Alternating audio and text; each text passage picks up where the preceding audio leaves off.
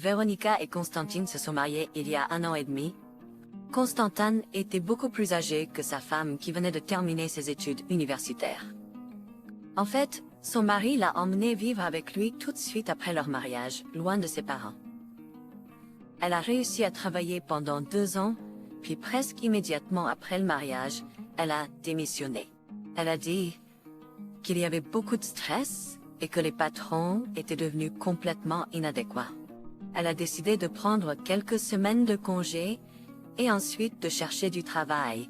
Les week-ends, elle sortait avec ses amis plusieurs fois par semaine, allait au gym pour des cours collectifs, et le reste du temps, elle restait à la maison, regardait des films et lisait. Un jour, son mari était assis au travail et lisait des documents. Il a été interrompu par un appel téléphonique. C'était un numéro inconnu, mais il n'a pas pu s'empêcher de répondre. Ça aurait pu être un nouveau client, mais il a réalisé dès le salut de l'appelant qu'il s'agissait d'un autre appel d'un représentant de son fournisseur Internet.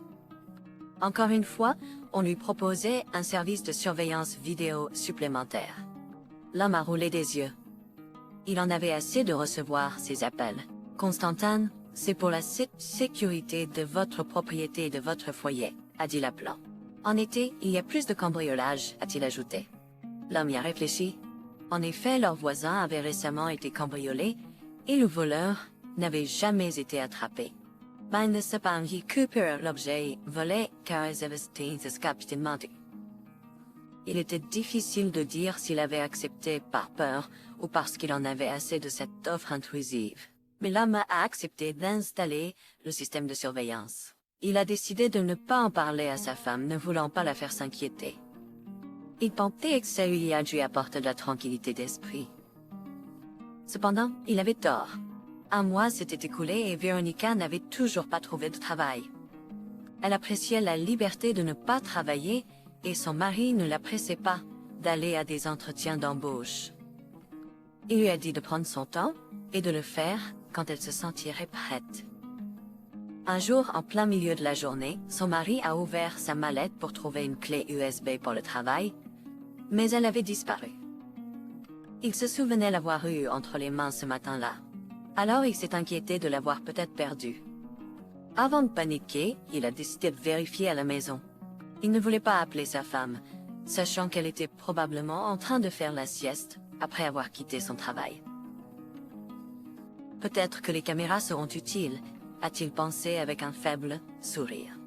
Il a allumé le programme de surveillance sur son téléphone et a commencé à rembobiner les images du matin. Ici, il sort de la cuisine, prend une clé USB sur l'étagère du salon, puis va au couloir. Et avant de mettre ses chaussures, il pose la clé sur la table de nuit. Et bien sûr, ne s'en souvenant pas dans la précipitation, il part travailler. Maintenant, tout s'explique. L'homme a même soupiré de soulagement, mais a remarqué quelque chose d'étrange sur la vidéo. Dès que son mari est parti, sa femme est revenue dans la cuisine et a commencé à regarder par la fenêtre. Dans une sorte d'impatience, elle s'assure clairement que son mari est bien parti. Puis elle va à la coiffeuse et commence à se maquiller. Où diable va-t-elle? Pense le mari avec surprise. Il met la cassette en avance rapide. Ma femme commence à choisir une robe et finalement, 1 heure et demie plus tard, elle part quelque part. Peut-être qu'elle est allée au supermarché ou a décidé d'aller faire du shopping, pense le mari. Il allume l'enregistrement en temps réel, mais sa femme n'est pas là, donc elle n'est pas rentrée depuis environ 6 heures. Il l'appelle, elle décroche seulement à la 2e sonnerie. « Salut chérie, es-tu à la maison en ce moment ?» demande-t-il calmement. « Salut. »« Pas vraiment. Je suis sortie me promener. » Fatiguée de rester à la maison, elle répond. « Tu en as marre ?» Le mari clarifie et fait une pause. « Je crois. Eh bien oui, ici, dit-elle. Est-ce urgent? Parlons-en ce soir, peut-être. J'ai rencontré une amie. » Le mari dit que ce n'est rien d'urgent et met fin à la conversation. Ça ne semble pas que la femme soit à l'extérieur. On dirait qu'elle est quelque part à l'intérieur. Selon les caméras, la femme ne rentre chez elle qu'1 heure plus tard. Le soir, le couple s'assoit pour dîner et le mari demande comment s'est passée la promenade de la journée. « Tu sais, j'ai dîné et ensuite j'ai vraiment eu envie de marcher. On dit qu'on ne prendra pas de poids comme ça. » j'ai fini par marcher pendant 1 heure ou 1 heure et demie. J'ai rencontré une ancienne camarade de classe, elle répond. Mon mari la regarde attentivement. Elle ment si habilement. Après tout, selon les caméras, elle était partie bien plus tôt. Une chose qu'il ne comprend pas ce matin. Pourquoi mentirait-elle? Cachait-elle quelque chose? Le lendemain, son mari fouille sur Internet pour trouver un petit dispositif de suivi qu'il pourrait glisser discrètement dans le sac à main de sa femme et suivre où elle allait en secret. Une fois qu'il trouve ce qu'il cherche, il met le petit appareil dans la poche du sac de Véronica ce soir-là et le fait très à temps. Le lendemain, sa femme, elle dit, ne va nulle part, ce qui signifie que c'est l'occasion parfaite pour vérifier sur elle. Le lendemain matin, son mari est déjà assis au travail, vérifiant occasionnellement les allées et venues de Véronica. Les allées et venues de Véronica.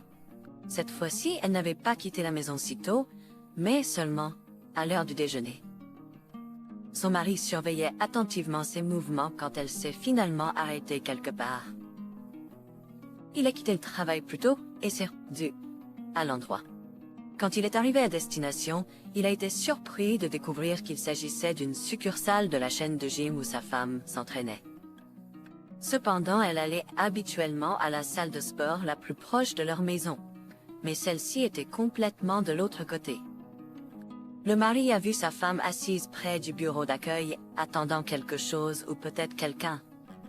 Pendant que son mari essayait de comprendre pourquoi sa femme était ici, un jeune homme avec un sac de sport sur le bras est sorti de l'avant de la salle de bain. Véronica l'a vu et s'est rapidement levée, courant joyeusement vers lui. L'homme a dit quelque chose à la réceptionniste. Il semblait qu'il travaillait en tant qu'entraîneur à la salle de sport. Ils ont échangé quelques mots avec sa femme, puis ont quitté le bâtiment. À ce stade, ils se tenaient la main. Ensuite, ils sont allés quelque part dans la rue, et Constantine les a regardés, tout en passant son téléphone en mode appareil photo. Finalement, ils sont arrivés à un immeuble d'appartements, et se sont dirigés vers l'une des entrées. Quand l'entraîneur avait déjà ouvert la porte, laissant entrer Véronica, il lui a donné une claque sur les fesses. Elle a ri en jouant, et ils ont disparu à la porte. Constantine n'avait aucun désir, non seulement d'avoir une confrontation quelconque, mais même simplement d'avoir un contact avec sa femme. Il est rentré chez lui, a rassemblé toutes ses affaires et les a emmenées chez ses parents. Sans plus tarder, il leur a montré la vidéo qu'il avait prise, ce qui a fait battre le cœur de sa belle-mère. Ils n'ont pas harcelé Constantine avec des questions supplémentaires. Ensuite, il a écrit à Véronica que ses affaires étaient déjà chez ses parents et qu'elle ne devrait pas revenir vers lui quand elle commencerait à l'appeler pour savoir ce qui lui était soudainement arrivé. Son mari n'a pas répondu au téléphone. Ce n'était pas long avant que ses parents ne l'appellent, mettant ainsi fin à toutes les questions. Comme il s'est avéré plus tard, cet entraîneur avait remplacé plusieurs fois ses collègues à la salle de sport près de chez eux. Lui et Véronica s'étaient rencontrés là-bas et avaient appris à se connaître en dehors de l'entraînement. Véronica était encore trop jeune et naïve pour comprendre qu'il y avait beaucoup de gens comme elle chez l'entraîneur. C'est pourquoi elle lui en voulait tellement quand, après sa séparation de son mari, il a refusé de vivre avec elle. Elle pensait que leur connexion est spéciale.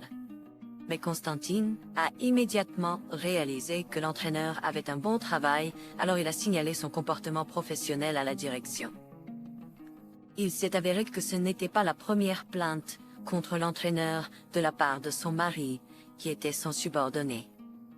Par conséquent, il a été décidé de licencier l'employé, créant ainsi des situations inconfortables pour l'entreprise.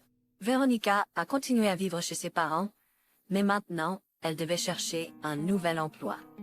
Beaucoup plus activement, maman et papa n'étaient pas particulièrement ravis que leur fille adulte compte une fois de plus sur eux, et même avec un tel crash, elle a été expulsée de l'appartement de son mari. En chemin, elle a continué à aller à des rendez-vous et à chercher quelqu'un qui pourrait prendre soin d'elle, comme l'avait fait Constantine. Cependant, elle a surtout rencontré des hommes désintéressés et immatures qui ne l'aimaient que pour sa belle silhouette. Après quelques mois de ces rencontres infructueuses, Véronica a vraiment réalisé quel bonhomme elle avait perdu. mais elle n'avait aucun moyen de revenir en arrière. Constantine was building his own life, and he would not let the traitor back in again. Constantine construisait sa propre vie, et il ne laisserait pas le traître revenir.